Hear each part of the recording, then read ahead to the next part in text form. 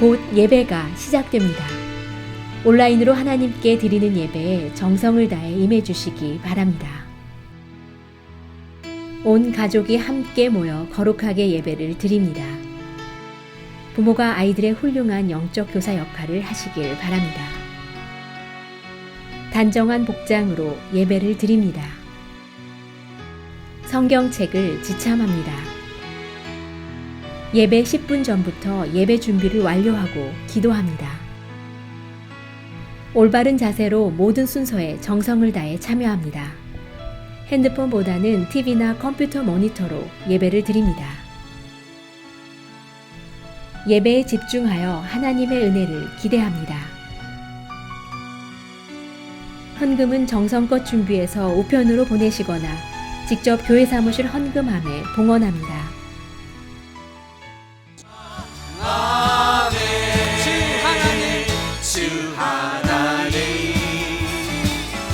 독생자 예수 날 위하여 오시었네. 내 모든 죄 다 사하시고 죽음에서 부활하신 나의 구세주 살아계신 주 나의 참된 소망 걱정 근심 전혀 없네. 사랑의 주내 갈 길 인도하니 내 모든 삶의 기쁨 늘 충만하네. 주 안에서 거듭난 생명, 주 안에서 거듭난 생명 도우시는 주의 사랑 참 기쁨과 확신 가지고 예수님의 도우심을 믿으며 살리. 살아계신 주 나의 참된 소망 걱정 근심 전혀 없네. 사랑의 주내 갈 길 인도하니 내 모든 삶의 기쁨 늘 충만하네. 살아계신 주 나의 참된 소망 걱정 근심 전혀 없네. 사랑의 주내 갈 길 인도하니 내 모든 삶의 기쁨 우리 한 번 더 고백합시다. 살아계신 주, 살아계신 주 나의 참된 소망 걱정 근심 전혀 없네. 사랑의 주내 갈 길 인도하니 내 모든 삶의 기쁨 늘 충만하네. 할렐루야. 살아계신 주님께 영광의 박수 드려라.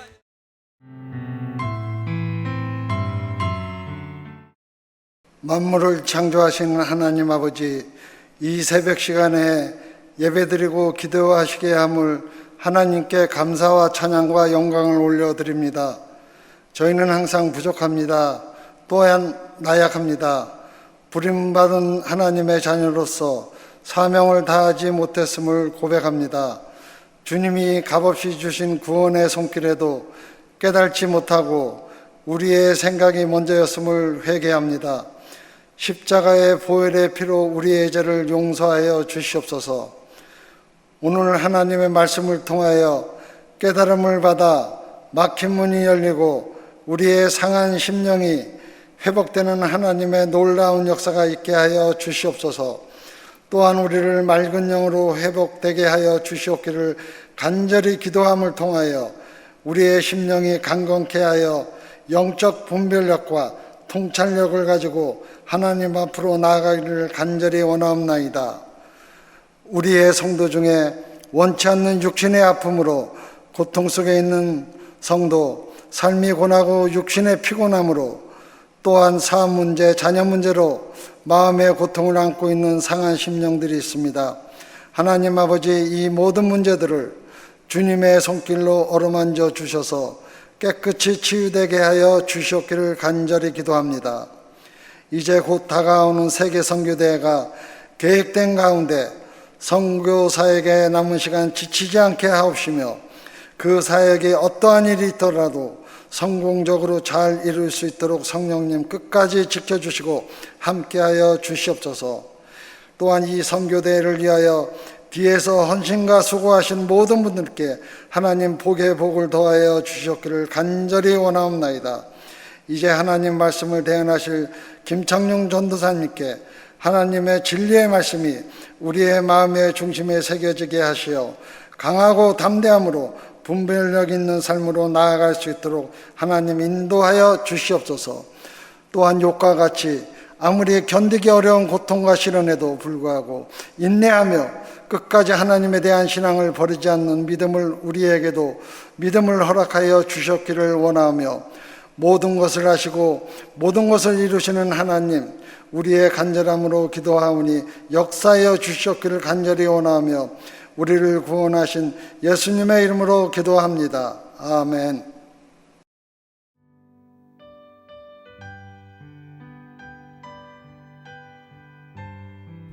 오늘 우리에게 주시는 하나님의 말씀은 욥기 7장 1절부터 10절입니다. 함께 봉독하시겠습니다. 이 땅에 사는 인생에게 힘든 노동이 있지 아니하겠느냐? 그의 날이 품꾼의 날과 같지 아니하겠느냐?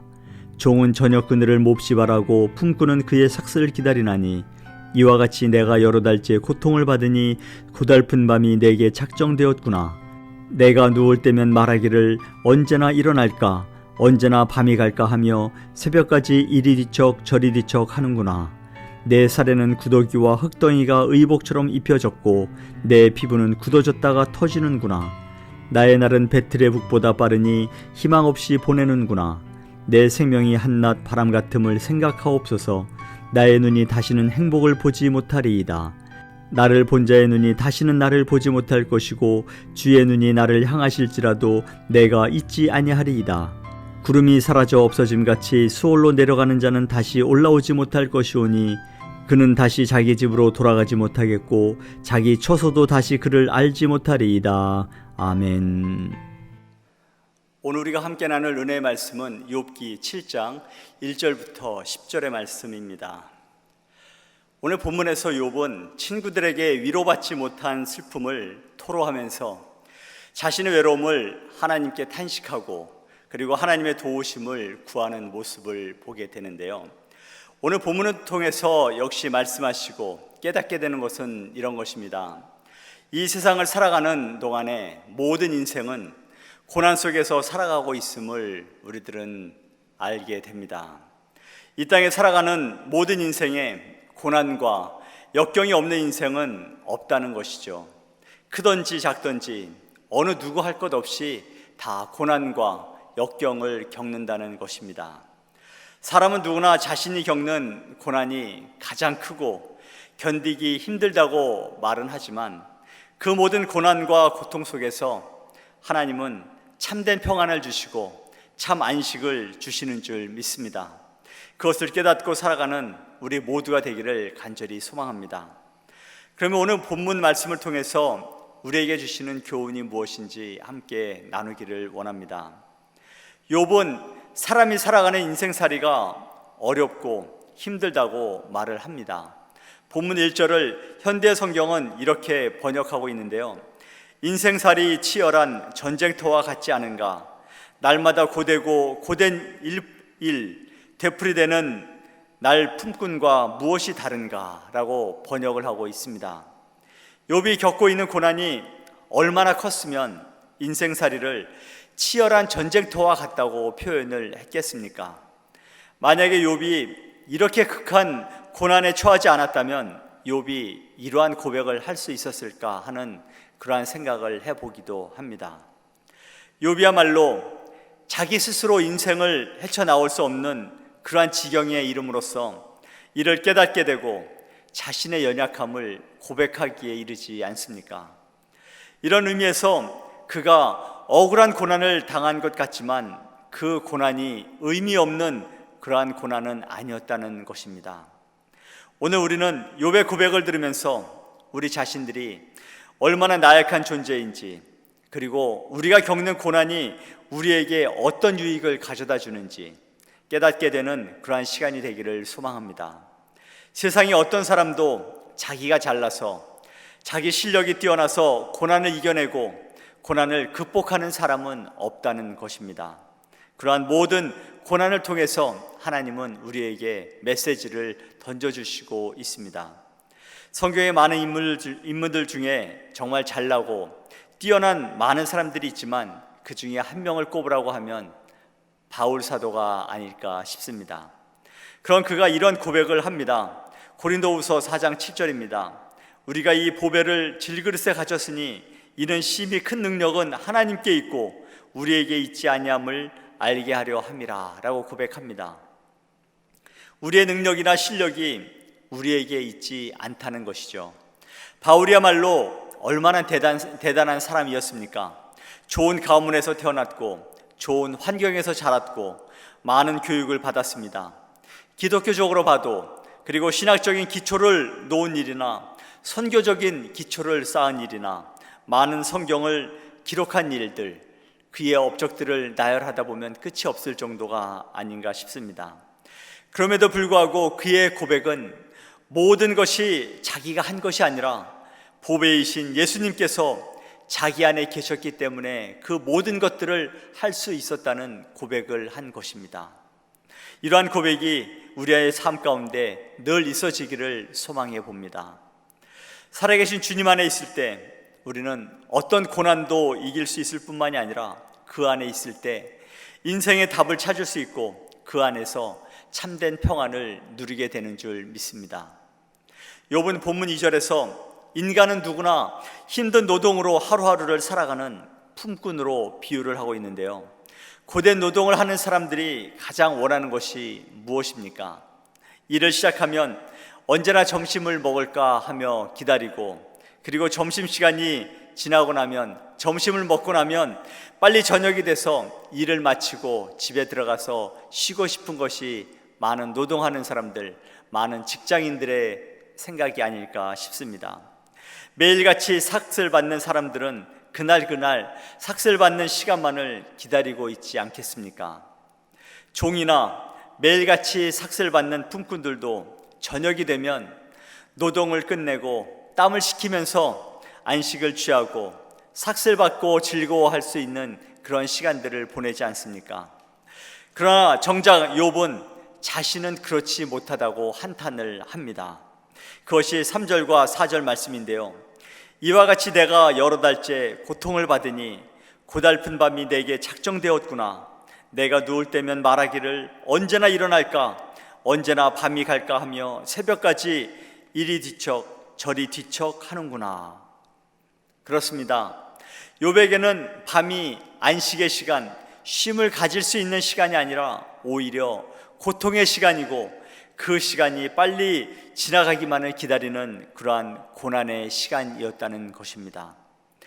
욥이 알았던 병으로 추측하는 것은 궤양성 피부병이라고 하는데요, 이것은 본래 밤에 더욱 통증이 심해서 잠을 못 자게 할 뿐만이 아니라 사람을 마르게 해서 마지막에는 죽음에 이르게 한다는 것입니다. 오늘날에도 이와 같지는 않겠지만 여러 가지 이유로 잠을 못 이루는 그러한 사람들이 많이 있지 않습니까? 불면증이 심한 사람들이 있는가 하면 도저히 해결할 수 없는 문제들 때문에 고민하고 가슴 아파하면서 밤을 꼬박 세우는 사람들이 있습니다. 정말 그러한 고통은 경험해 보지 않은 사람들은 알 수 없는 그러한 일들입니다.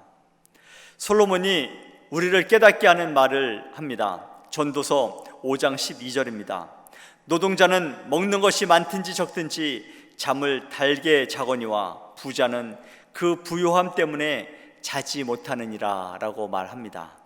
무엇을 말합니까? 돈이 많아야 행복하고 편안할 것 같지만 그렇지 않다는 것입니다. 세상에는 어마어마하게 많은 재산을 갖고 있고 사업체를 갖고 있으면서도 내일 당장 결제해야 할 일들과 처리해야 될 많은 문제들 때문에 잠을 이루지 못하는 사람들이 있다는 것입니다.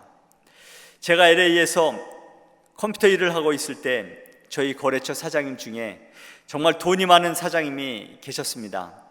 그분의 집에 컴퓨터가 문제가 있다고 해서 부탁을 하시길래 한번 찾아갔습니다. 벨에어라는 지역인데요. 참고로 벨에어라는 그 지역은 베버리힐스, 여러분들도 많이 아시죠? 베버리힐스 옆에 있는 지역입니다. 미국 전체에서 가장 비싼 가정집이 있는 그곳이 바로 벨에어라는 지역입니다.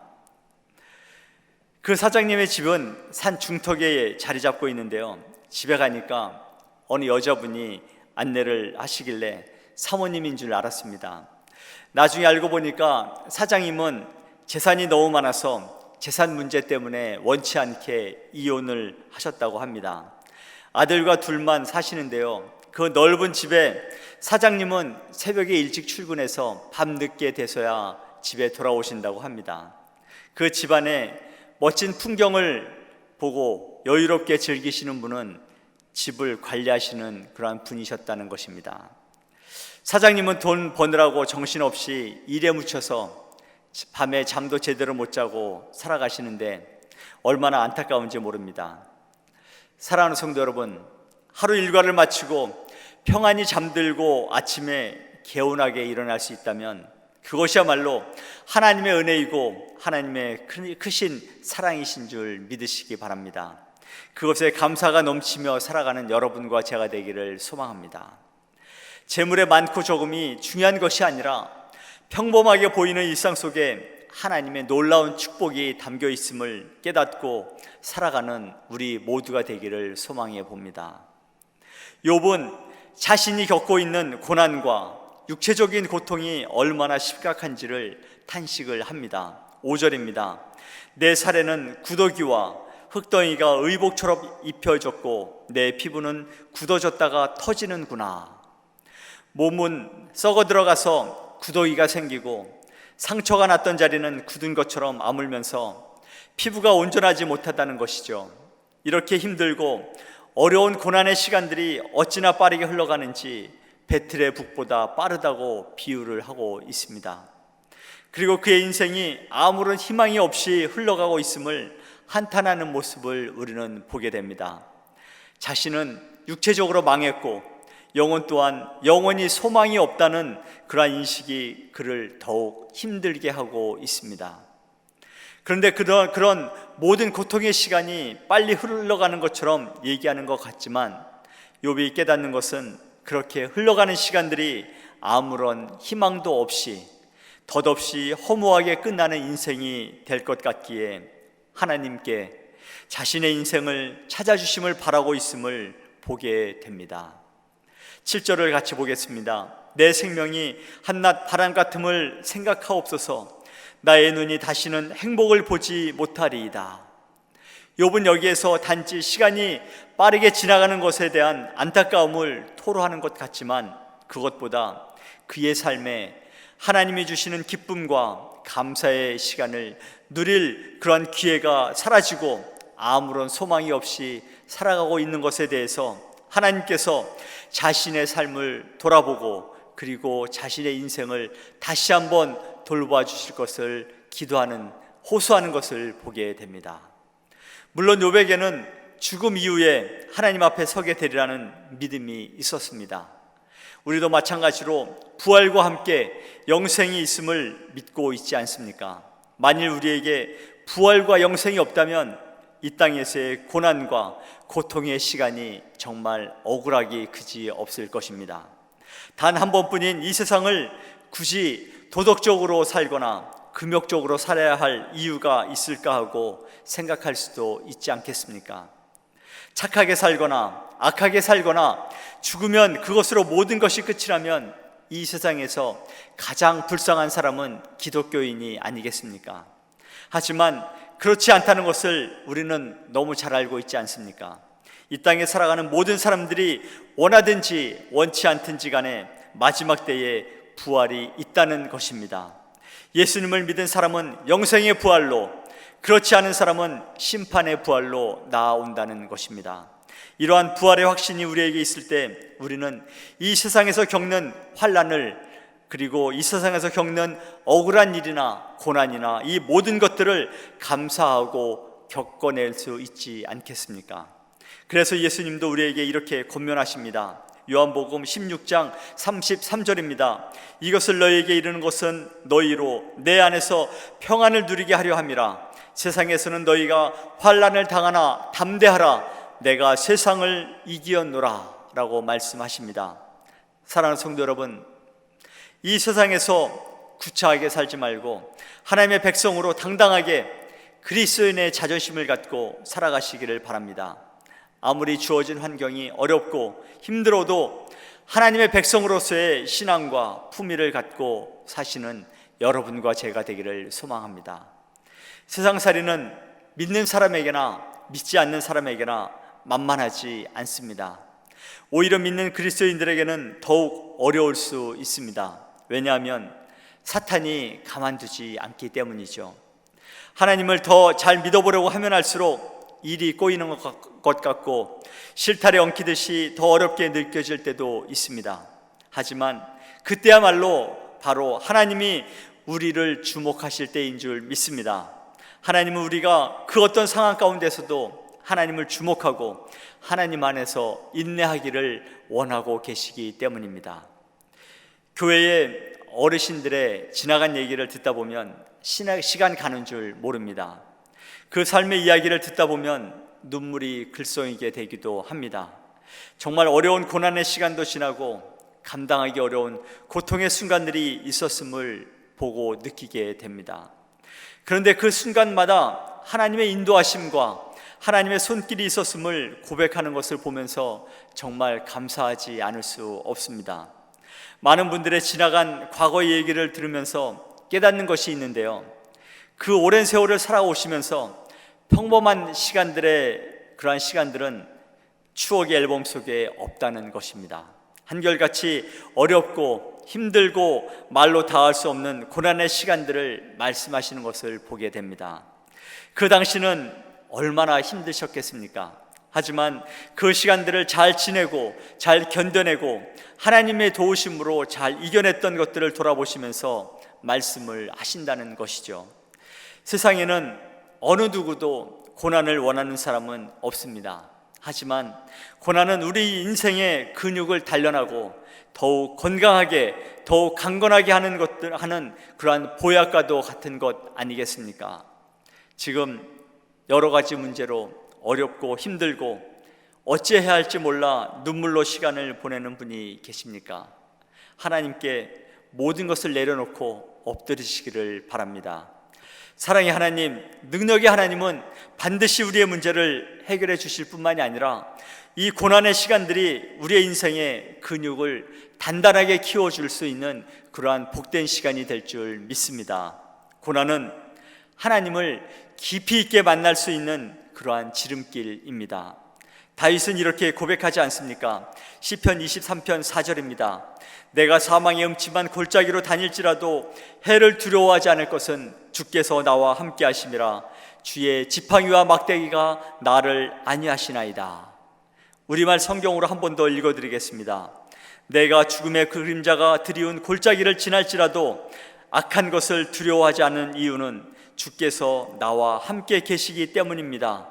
주의 지팡이와 막대기가 나를 지키시고 보호하십니다 라는 고백을 합니다. 그렇습니다. 하나님은 언제나 우리와 함께 하실 뿐만이 아니라 우리를 지켜주시고 보호해 주시는 신실한 우리의 아버지이십니다. 그 아버지 하나님을 날마다 붙들고 승리하는 삶을 살아가는 우리 모두가 되기를 간절히 소망합니다. 이제 말씀을 정리하려고 합니다. 욥이 말하는 것처럼 인생은 어떻게 보면 허무하기 그지없습니다. 인생을 살아가는 것 자체가 만만하지 않다는 것이죠. 그런데 여기에다가 고난까지 닥치면 이것이야말로 우리 힘으로는 버틸 재간이 없습니다. 그런데 이럴 때일수록 다른 방법이 없습니다. 바로 기도하는 것밖에요. 오늘 욥이 우리에게 보여주는 것이 바로 그것 아니겠습니까? 모든 것이 힘들고 죽을 것만 같고 어려워도 하나님께 나아가는 것입니다. 우리가 경계하고 또 두려워해야 할 것은요, 하나님이 우리의 기도에 응답하지 않으시는 것이 아니라 우리가 기도하지 않으므로 하나님과 멀어지는 것입니다. 우리가 두려워할 것은 하나님이 우리의 기도를 응답하지 않는 것이 아니라 우리가 기도하지 않으므로 하나님과 관계가 멀어지는 것입니다. 기도는 하늘의 문을 여는 유일한 열쇠입니다.